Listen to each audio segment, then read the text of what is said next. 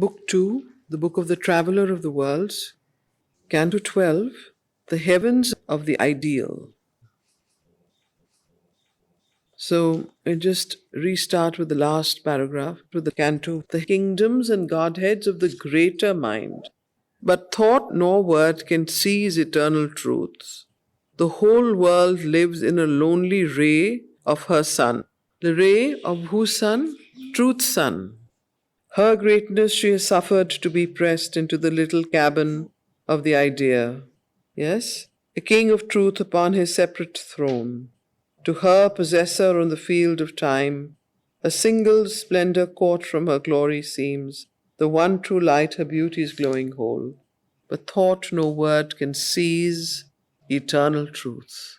Now, these are words. What is eternal truth? What is truth? I mean, obviously, we are limited by the language we use to express things that are way beyond our mental, vital, or physical capacity to understand or to know.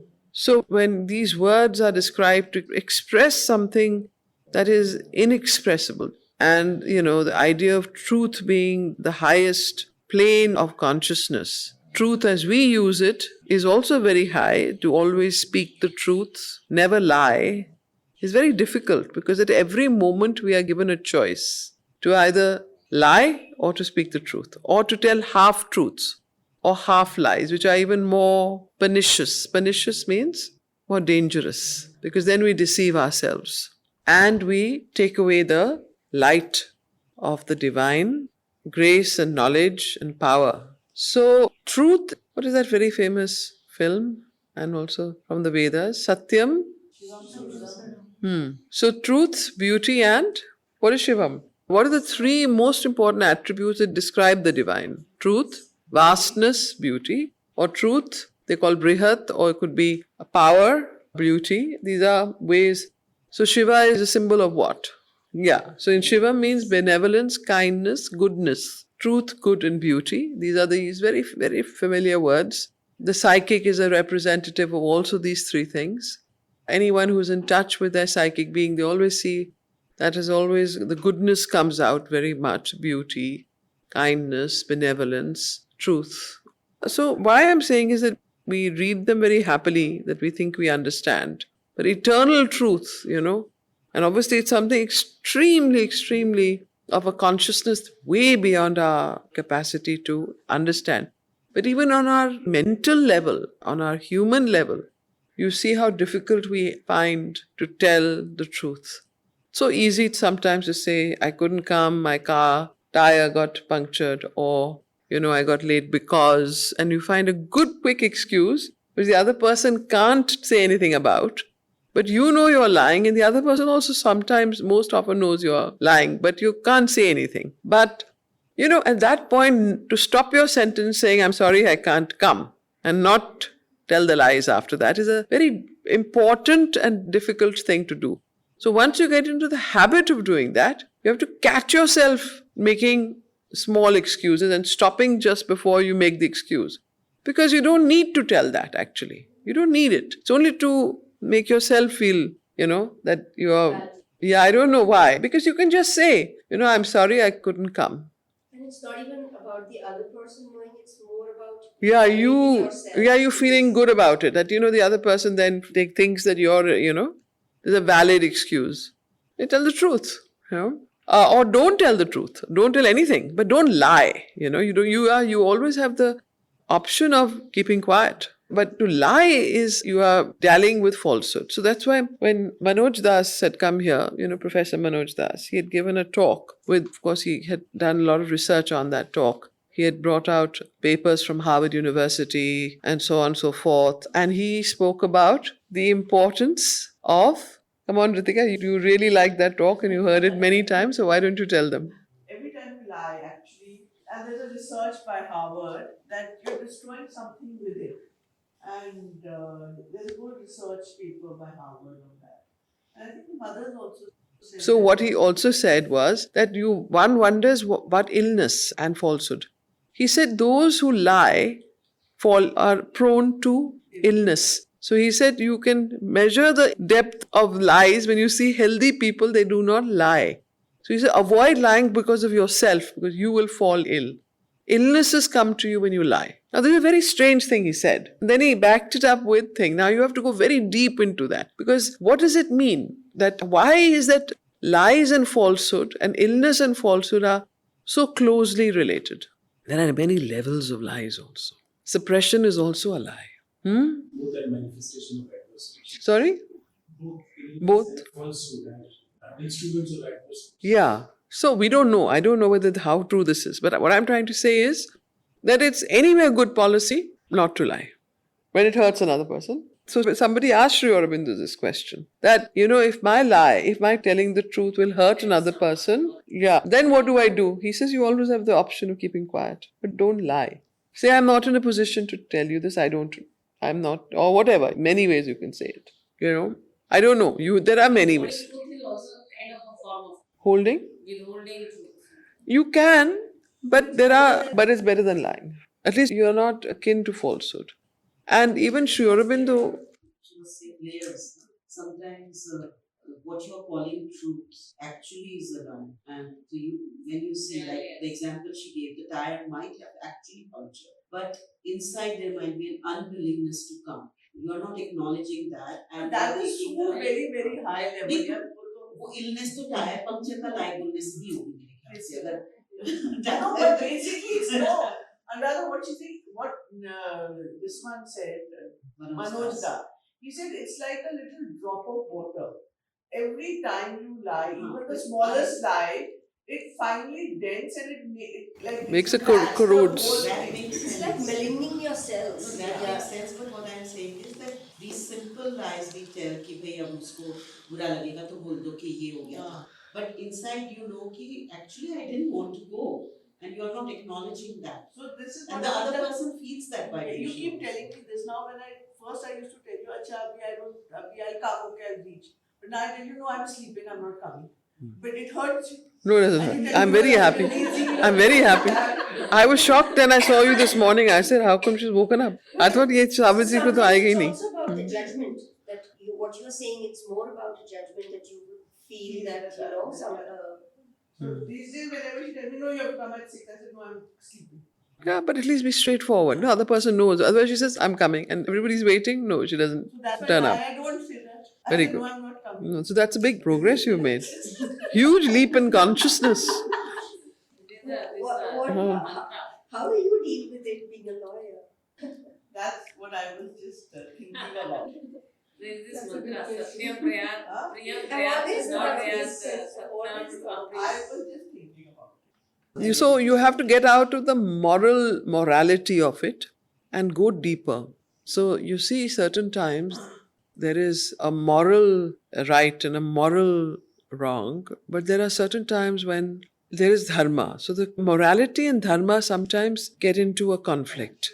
So when dharma and morality get into a contest, then you have to decide what you have to start from your psychic being, because it cannot otherwise be answered. And sometimes you have to appeal to a higher force to get that reply. And sometimes you do things like Krishna did, like Ashwatthama Hatha, and then, he was talking about the elephant. So he was not actually talking about the elephant. He wanted this fellow to know that his father had died, but son had died, the father to know. So the thing is that if you could see, Mahabharata is full of it, like she says. So these are things. But anyway, now we don't want to go into all that. Let's continue with our Savitri. But I wanted to pause here and talk about these things because we read them very mentally. They are not mental. They are very deeply supramental, very high level of thing when he says, but thought no word can seize eternal truth. It's a fact. Eternal truth cannot be seized by thought nor word, nothing. The whole world lives in a lonely ray of her sun. The sun is something far above. In our thinking close and narrow lamplit house, the vanity of our shut mortal mind dreams that the chains of thought have made her ours. But only we play with our own brilliant bonds. Tying her down, it is ourselves we tie. In our hypnosis, by one luminous point, We see not what small figure of her we hold. We feel not her inspiring boundlessness. We share not her immortal liberty. Thus is it even with the seer and sage. For still the human limits the divine. Out of our thoughts we must leap up to sight, breathe her divine, illimitable air, her simple, vast supremacy confess, dare to surrender to her absolute. Then the unmanifest reflects his form in the still mind as in a living glass. The timeless ray descends into our hearts, and we are wrapped into eternity. For truth is wider, greater than her forms. 1,000 icons they have made of her, and find her in the idols they adore. But she remains herself and infinite. End of Canto 11. So here we have a wonderful description of truth. And it just helps us to widen, make our mind supple. So therefore, in the end, it is you yourself, your consciousness and yourself that knows the best. Nobody else can tell you.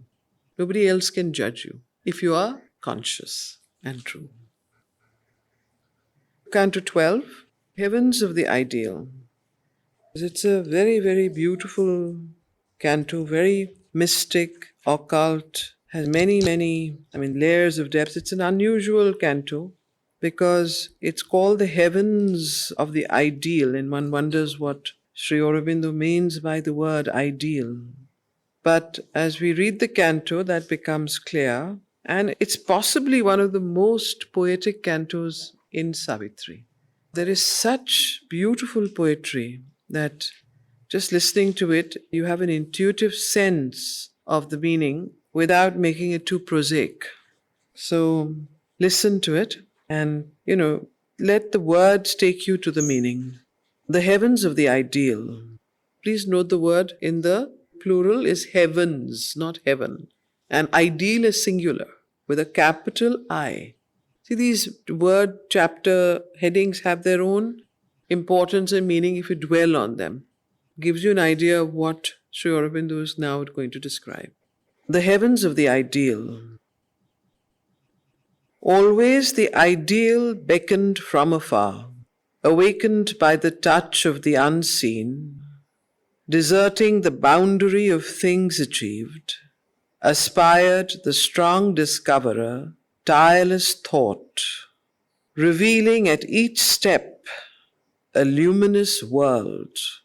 So the ideal with a capital I is the prototype of the ideal where beckons from afar, aspired, and how does it? Wakened by the touch of the unseen, deserting the boundary of things achieved, aspired the strong discoverer, tireless thought, revealing at each step a luminous world. It left known summits for the unknown peaks. Impassioned, it sought the lone, unrealized truth. It longed for the light that knows not death and birth.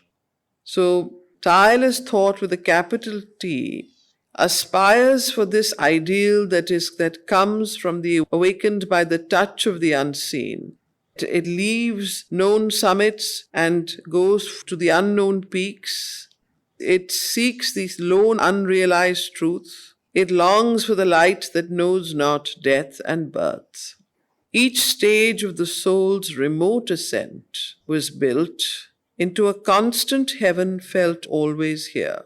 At each pace of the journey marvelous, a new degree of wonder and of bliss, a new rung formed in being's mighty stair, a great wide step trembling with jeweled fire, as if a burning spirit quivered there, upholding with his flame the immortal hope, as if a radiant God had given his soul that he might feel the tread of pilgrim feet, mounting in haste to the Eternal's house.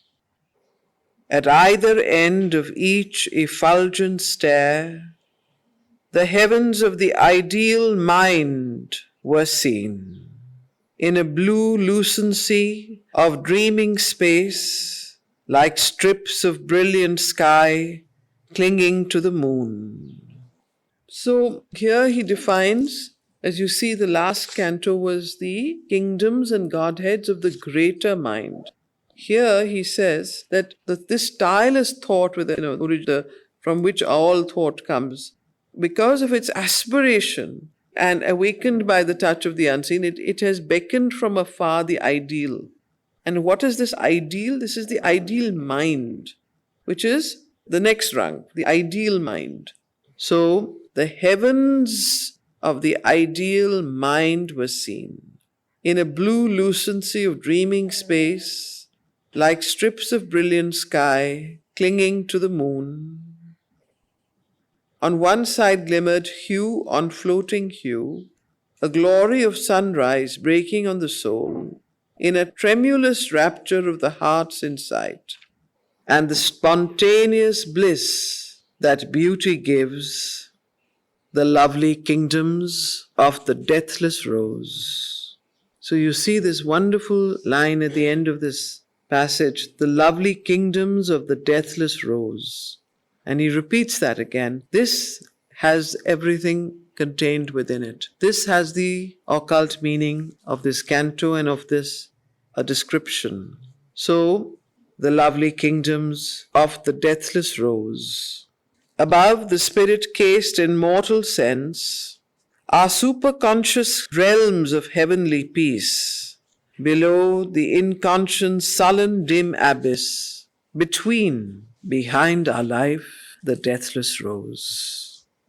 Across the covert air, the spirit breathes, a body of the cosmic beauty and joy, unseen, unguessed by the blind suffering world, climbing from nature's deep, surrendered heart, it blooms forever at the feet of God, fed by life's sacrificial mysteries. So here we have a qualifying statement on this lovely kingdom of the deathless rose. The deathless rose is not only something behind our life, the deathless rose. And then again he says, unseen, unguessed by the blind suffering world, climbing from nature's deep surrendered heart, it blooms forever at the feet of God, fed by life's sacrificial mysteries. So what feeds this deathless rose? Why is it deathless? Why is it forever blooming? Is the sacrifice of life itself, the sacrifice that is, that life gives and is constantly giving. And, of course, climbing from nature's deep surrendered heart, it blooms forever at the feet of God, fed, what is its food? By life's sacrificial mysteries. So you can understand what that means. Here too means in human life, in us, in mortal beings. Here too its bud is born in human breasts. Then, by a touch, a presence, or a voice, the world is turned into a temple ground, and all discloses the unknown beloved. Just listen, beautiful turn of phrase. Then by a touch, a presence, or a voice, the world is turned into a temple ground. This bud that is seated deep within our heart, it is also in mortal beings. It is that which turns the world into a temple ground. So you can see and understand what Sri Aurobindo here is referring to. Here too its bud is born in human breasts. Then by a touch, a presence, or a voice, the world is turned into a temple ground, and all discloses the unknown beloved. In an outburst of heavenly joy and ease, life yields to the divinity within, and gives the rapture offering of its all, and the soul opens to felicity. A bliss is felt that never can wholly cease, a sudden mystery of secret grace, flowers goldening our earth of red desire. So, what is the earth presently composed of? All the red desires, and this opens, it goldens those red desires. Flowers goldening our earth. So, the goldenness of the flowers talk about this force of light. So, these flowers are the flowers that otherwise are full of the desires of earthly pleasures that constantly gnaw us, and we are constantly besieged by these. When this comes, when this deathly rose, this bud opens in the human heart and in mortal life, and life opens to it, then what happens? A bliss is felt that never can wholly cease, a sudden mystery of secret grace, flowers goldening our earth of red desire. All the high gods who hid their visages, you understand that? All the high gods who hid their faces from the soiled, passionate ritual of our hopes, reveal their names and their undying powers. So the gods themselves are revealed and come forward, and they reveal their names and undying powers. A fiery stillness wakes the slumbering cells. A passion of the flesh becoming spirit, and marvelously is fulfilled at last the miracle for which our life was made. A flame in a white, voiceless cupola is seen in faces of immortal light, the radiant limbs that know not birth and death, the breasts that suckle the firstborn of the sun, the wings that crowd thought's ardent silences, the eyes that look into spiritual space, are hidden centers of celestial force, open like flowers to a heavenly atmosphere. So when this bud of the deathless rose awakes in the mortal being, in mortal life, then this the celestial centers of force, the chakras, all the 12 chakras open up. And then these open up, are hidden centers of celestial force, open like flowers to a heavenly atmosphere. Mind pauses thrilled with the supernal ray.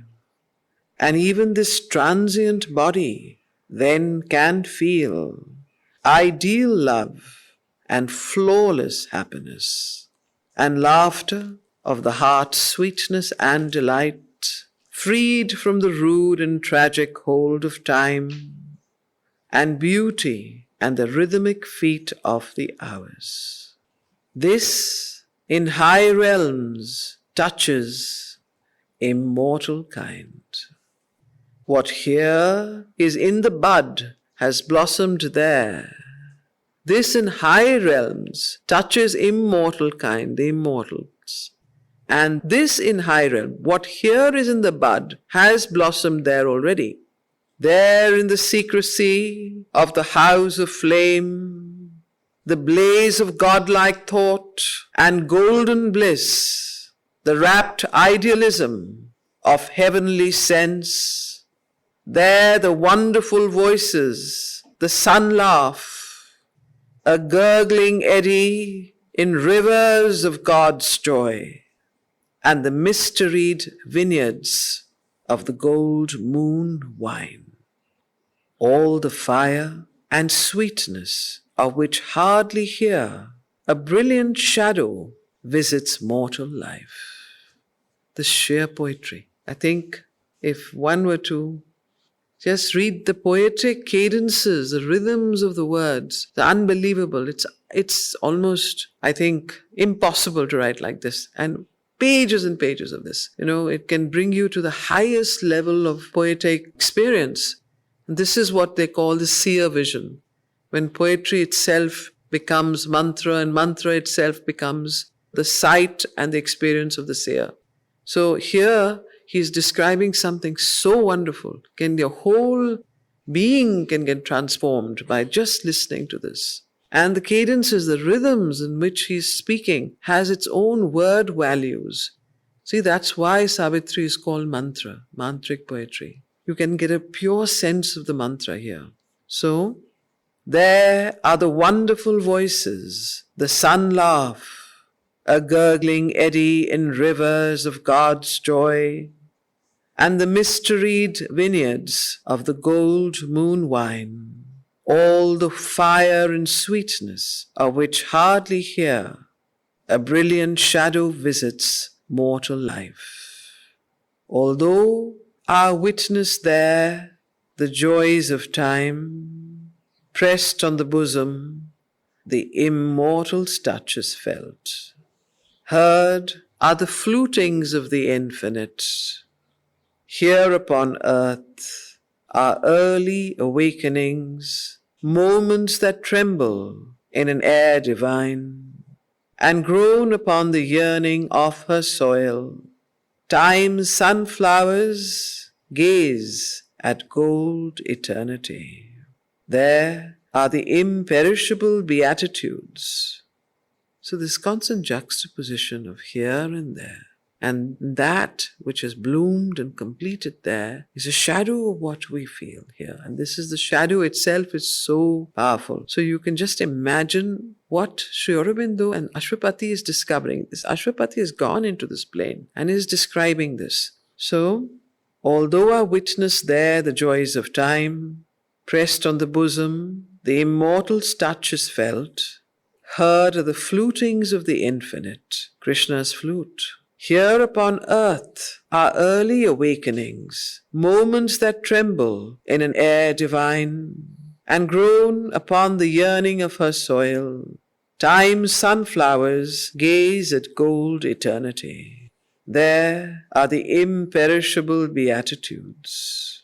A million lotuses swaying on one stem, world after colored and ecstatic world, climbs towards some far unseen epiphany. So here is a description of the heavens, of the ideal mind.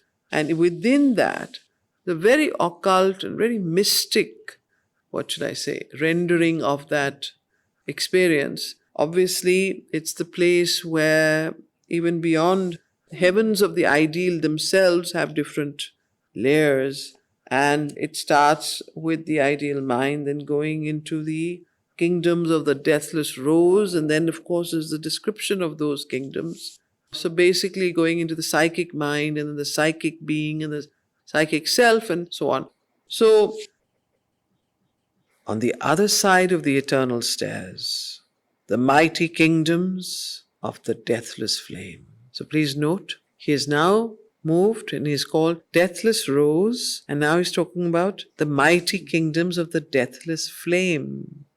So here is a progression. So he's left the kingdoms of the deathless rose on the other side of the eternal stairs. So he's gone one upstairs, and there he sees these kingdoms of the deathless flame. So what do you think he's describing there? Flame is a symbol of so aspiration, but it is flame. So the deathly, yes, it's a psychic fire. It's that completely, it's the golden light, it's the supramental worlds. But that psychic fire is what he's talking about here. That's why, but the bud, the deathless rose, is where the psychic blossoms from. So you see the progression. On the other side of the eternal stairs, the mighty kingdoms of the deathless flame. Kingdoms is not talking about one kingdom. The mighty kingdoms of the deathless flame aspired to reach the beings absolutes. Beings with a capital B. Aspired to reach the beings absolutes out of the sorrow and darkness of the world, out of the depths where life and thought are tombed. Lonely mounts up to heaven the deathless flame. See the poetry of this and the rhythmic nature and the repetition. Both the times, deathless rose, deathless flame, repeated twice. There's a reason for repetition. Sri Aurobindo does not repeat repetition otherwise. So why does he repeat the word? The lonely kingdoms of the deathless flame. So he's trying to bring into the consciousness, into the cells of our brain, into the cells of our body, something new, something that can begin to understand what he's saying. So on the other side of the eternal stairs, the mighty kingdoms of the deathless flame aspire to reach the being's absolutes. Out of the sorrow and darkness of the world, out of the depths where life and thought are tombed, lonely mounts up to heaven the deathless flame.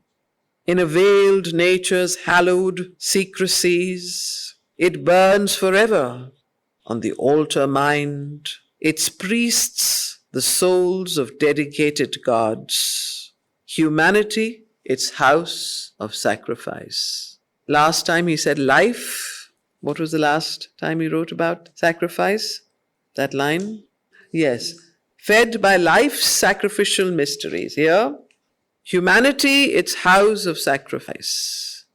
So that's why I'm trying to tell you that it's so occult and so deep that you can keep reading this canto over and over again. And each time you read it, the meanings are revealed.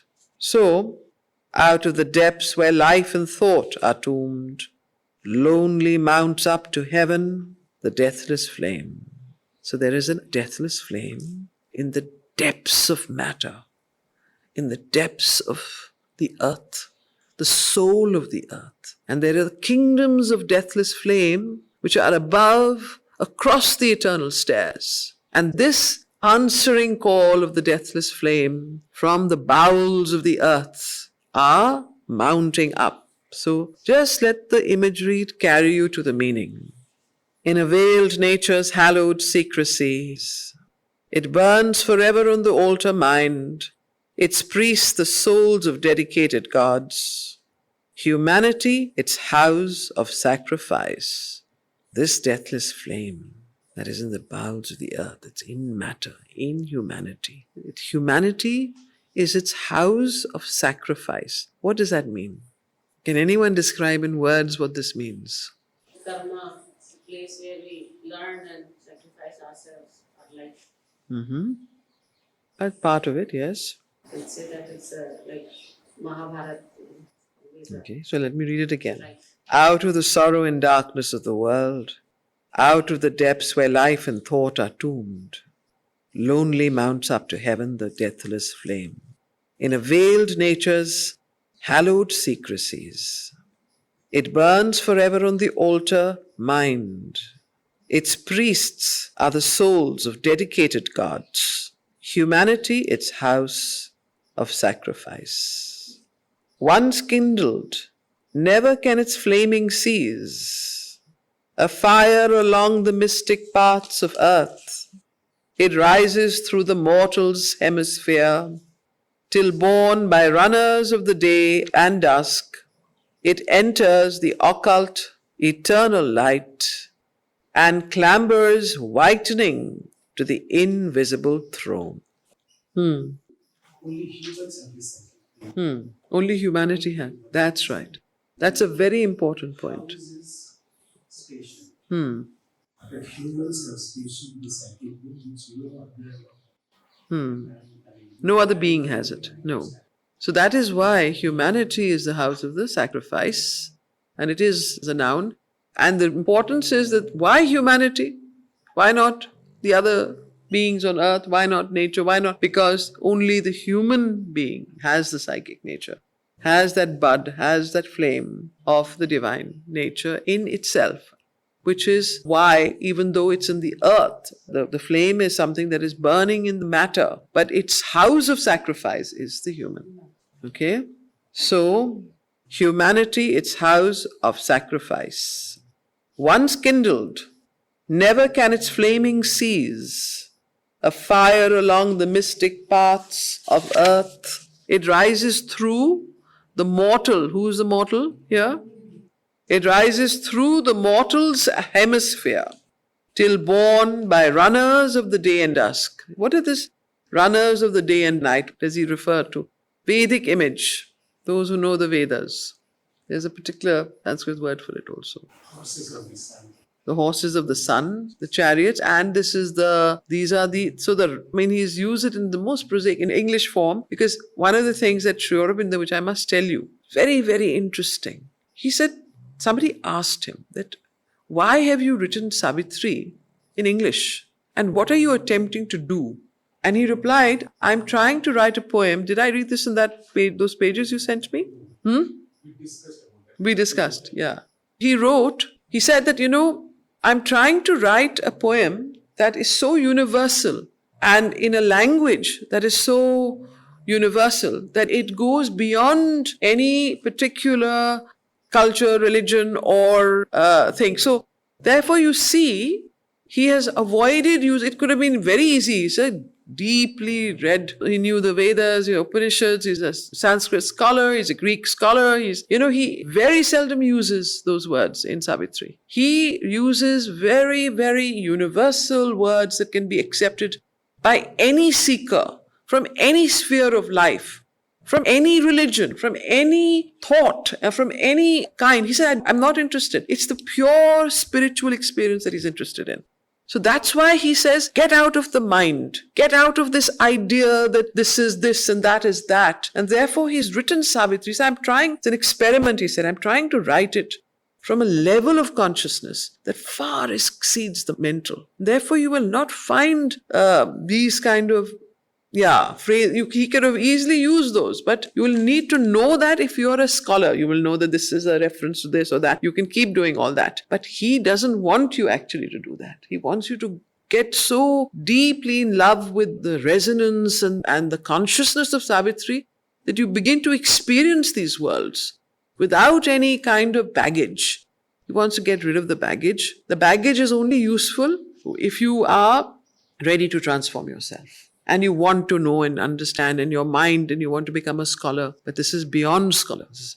There's nothing to do with scholars. The greatest, everything is in Savitri. And yet, Savitri does not want to is not a book for pedantic pandits.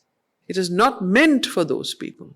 It is meant for the seeker, for the aspirer, for those who want to transform their lives, want to understand the world, the meaning of life, who are from any walk of life. So that is why he avoids using those words. And that is the challenge that Sri Aurobindo had, to write in English, to write without all those nomenclatures because if he had written like that, only we would have understood. The Hindus would have understood. Okay? Other faiths would not have understood. They would not have figured out what we are doing. Way beyond all that. That is why this is going to be the Veda of the future. Because he didn't want to steep it in one tradition. Now you have to understand this when you read Savitri. It doesn't mean that it doesn't have it. It's just that he's universalized, he's gone above and beyond it, carried it to its sublimest heights. You understand? Not got entrenched into the mental pedantics of philosophy. Does that ring a bell? So when we read Savitri, that is why it takes you into pure experience. When you are open, when your soul is open, when your heart is open, you will suddenly feel uplifted. You will suddenly feel, my God, it's like, being drunk with the immortal's wine. That feeling of being totally in ecstasy happens when you read Savitri. Okay. It rises through the mortals. There is a letter which is written. So I'm quoting it, but I don't remember the exact words. But if somebody can find that letter, you can get the exact precise reply that he made when someone said, why have you written Savitri? And what his reply was. Okay. So it rises through the mortal's hemisphere till borne by runners of the day and dusk. It enters the occult eternal light and clambers whitening to the invisible throne. Its worlds are steps of an ascending force, a dream of giant contours, titan lines, homes of unfallen and illumined might, heavens of unchanging good, pure and unborn, heights of the grandeur of truth's ageless ray, as in a symbol sky they start to view and call our souls into a vaster air. On their summits they bear up the sleepless flame, dreaming of a mysterious beyond, transcendent of the paths of fate and time. They point above themselves with index peaks, through a pale sapphire ether of God-mind, towards some gold infinite's apocalypse. A thunder rolling mid the hills of God, tireless, severe is their tremendous voice, exceeding us, to exceed ourselves they call, and bid us rise incessantly above. Far from our eager reach those summits live, too lofty for our mortal strength and height, hardly in a dire ecstasy of toil, climbed by the spirit's naked athlete will. Austere, intolerant, they claim from us efforts too lasting for our mortal nerve. Our hearts cannot cleave to, nor our flesh support. Only the eternal strength in us can dare to attempt the immense adventure of that climb and the sacrifice of all we cherish here. Our human knowledge is a candle burnt on a dim altar to a sun-vast truth. Man's virtue, a coarse-spun, ill-fitting dress, apparels wooden images of good, passionate and blinded, bleeding, stained with mire, his energy stumbles towards a deathless force. He now goes from the deathless flame to the deathless force. Now he starts talking about the deathless force in the next paragraph. His energy stumbles towards a deathless force. An imperfection dogs our highest strength. Proportions and pale reflections are our share. Happy the worlds that have not felt our fall, where will is one with truth and good with power, impoverished not by earth mind's indigence. They keep God's natural breath of mightiness, his bare, spontaneous, swift intensities. There is his great transparent mirror, self, and there his sovereign autarky of bliss, in which immortal natures have their part, heirs and co-sharers of divinity. So here is a wonderful description of the kingdoms of the ideal, the different heavens of the ideal. This is the heavens of the deathless force. Before that, the heavens of the deathless flame. And before that, the heavens of the deathless rose. These are very mystic descriptions, occult descriptions of these planes of consciousness which Ashwapati visits in his travels when he goes into the inner worlds and the higher and deeper worlds. So you can see that these summits and these planes have their influence on earthly life, and it is because of them that we keep striving and keep aspiring for something higher and deeper than our mortal strength can endure and strive for, and our life can it uplifts our mortality and our lower energies to a higher power. So man's virtue, a coarse-spun, ill-fitting dress, apparels wooden images of good, passionate and blinded, bleeding, stained with mire. His energy stumbles. Whose energy? Man's energy. Passionate and blinded, bleeding, stained with mire, stained with mud. His energy stumbles towards a deathless force. Because of these occult influences, because of these planes that have their impact on earth, his energy stumbles towards a deathless force. And imperfection dogs our highest strength. Portions and pale reflections are our share. Happy the worlds that have not felt our fall. So those worlds like these that have not felt the fall of ignorance, the fall from the truth, from the separation of knowledge and ignorance, the separation of will and force and so on. Those are the worlds that continue in that way, but unlike the mortal hemisphere, which has felt the force. So happy the worlds that have not felt our fall, where will is one with truth, those worlds where will and truth are one, and good and power is one. Impoverished not by earth minds indigence. Note the word earth minds, indigence. Those worlds keep God's natural breath of mightiness, his bare, spontaneous, swift intensities. There is his great transparent mirror self, and there his sovereign autarky of bliss, in which immortal natures have their part, heirs and co-sharers of divinity. He through the ideal's kingdoms moved at will, so he, Ashwapati, through these ideal kingdoms moved at will, accepted their beauty and their greatness bore, partook of the glories of their wonder fields, but passed nor stayed beneath their splendor's rule. Swashwapati moved at will through these ideal kingdoms that have just been described here, the three kingdoms. But neither did he stay there, and he immediately passed through, but passed nor stayed beneath their splendor's rule. All there was an intense but partial light. So these kingdoms can ensnare those, Ashwapati could have got very enamored and got quite entranced in these wonderful heavens and wanted to stay there longer. But his soul and that light that burned of aspiration did not allow him to stay there and made him pass. And then as he passed, he realized that these planes are intense planes, but still not whole, meaning they contain partial truth, partial light, not the entire full divine light of illumination and truth. All there in these planes was an intense but partial light.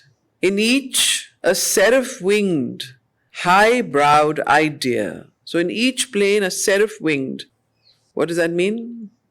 Seraph-winged, like an angel-winged, high-browed idea with a capital I. The important idea, which is the main idea, not the small ideas. In each, a seraph-winged, high-browed idea united all knowledge by one master thought, persuaded all action to one golden sense, all powers subjected to a single power, and made a world where it could reign alone, an absolute ideal's perfect home. So there was a certain unanimity of idea, one power, So there was not this multitudinous freedom and play that in this particular world. They were very high, intense worlds, but they were partial because they were united around one idea, one master thought, one persuaded all action to one golden sense, all powers subjected to a single power, and made a world where it could reign alone, an absolute ideal's perfect home. Insignia of their victory and their faith, they offered to the traveler at their gates a quenchless flame or an unfading flower. Please note, a quenchless flame that never quenched, never stopped burning. Yeah. And a flower that was eternal and did not ever die. So the traveler at the gates of these worlds, these heavens of the ideal, they offered to the traveler at their gates a quenchless flame or an unfading flower, emblem of a high kingdom's privilege, a glorious shining angel of the way, presented to the seeking of the soul, the sweetness and the might of an idea, each deemed truth's intimate fount and summit force, the heart of the meaning of the universe, perfection's key, passport to paradise. Yet were there regions where these absolutes met, and made a circle of bliss with married hands. Light stood embraced by light, fire wedded fire, but none in the other would his body lose, to find his soul in the world's single soul, a multiplied rapture of infinity. So, even though these ideal worlds, kingdoms where they're almost perfection, where there was no scope for error and ignorance and darkness and so on, yet were there regions where but these absolutes also, each of them met in some regions. But what was there? What did they do there? Yet were there regions where their absolutes met and made a circle of bliss with married hands. Light stood embraced by light, fire wedded fire, but none in the other would his body lose. So, what does that mean? But none in the other would his body lose, to find his soul in the world's single soul. So this was the limitation. They were not willing to. No, there's no ego. There's none, but none in the other would his body lose, meaning they were not willing to surrender themselves completely into the other to find their soul in the world's single soul. So they didn't want there in those planes, but they were not willing to come together, fuse into each other, to find a common soul. They were, and each had their own absolute world of perfection which they maintained and kept. So the three kingdoms of the ideal were there, but they were not willing to lose themselves in each other to find his soul in the world's single soul. In the world's single soul. So what does this mean, in the world's single soul? And soul, there is a capital S. So I think that for that they have had to come down into the world, into the matter, into the earthly matter. They were not willing to do that. A multiplied rapture of infinity. Onward he passed to a diviner sphere. So now he leaves this world of the heavens of the ideals and he goes even to a further diviner sphere. These are all inner worlds, inner kingdoms that Ashwapati is exploring. Onward he passed to a diviner sphere. There, in that sphere, joined in a common greatness, light and bliss, all high and beautiful and desirable powers, forgetting their difference and their separate reign, become a single multitudinous whole. So in this realm, they did not lose their difference and their separate reign. They were differentiated. But now Ashwapati is traveling further into a diviner sphere. And why does he call it diviner? Because in this sphere, joined in a common greatness, light and bliss, all high and beautiful and desirable powers, they were able to forget their difference and their separate reign. Forgetting their difference and their separate reign, become a single multitudinous whole. Above the parting of the roads of time, above the silence and its thousand-fold word, in the immutable and inviolate truths, forever united and inseparable, the radiant children of eternity dwell on the wide spirit height where all are one. So above the parting of the roads of time, above the silence and its word, above time, above silence, above the word, in the immutable and inviolate truths, forever united and inseparable, radiant children of eternity dwell on the wide spirit height where all are one. End of Canto 12. Canto 13 is called In the Self of Mind.